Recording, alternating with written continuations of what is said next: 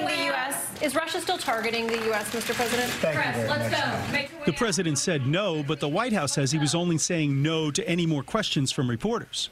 I had a chance to speak with the president after his comments, and the president said thank you very much and was saying no to answering questions. The president and his administration are working very hard to make sure that Russia is unable to meddle in our elections. Just last week, the president's director of national intelligence, Dan Coates, said the U.S. is still subject to a large-scale cyber attack. These actions are persistent, they're pervasive, and they are meant to undermine America's democracy on a daily basis. But in an interview with CBS Evening News anchor Jeff Glor, Mr. Trump seemed unconvinced that, as Coates put it, the warning lights are blinking red. Do you agree with that? Well, I don't know if I agree with that. I'd have to look, but I have a lot of respect for Dan, and that's where he is, and that's what he does.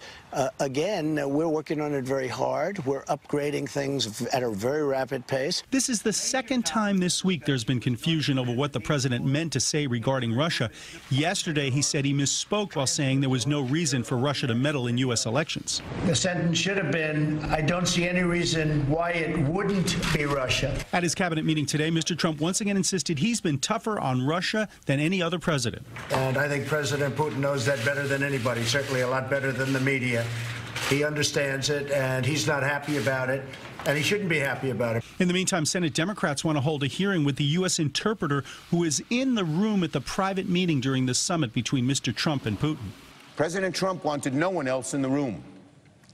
So to have the translator come testify and tell what happened there is an imperative. I think that would be a terrible precedent to be pulling translators for meetings that presidents have. In the meantime, Secretary of State Mike Pompeo is scheduled to testify next week on what he may have learned about the meeting after it was over. That will take place on Capitol Hill.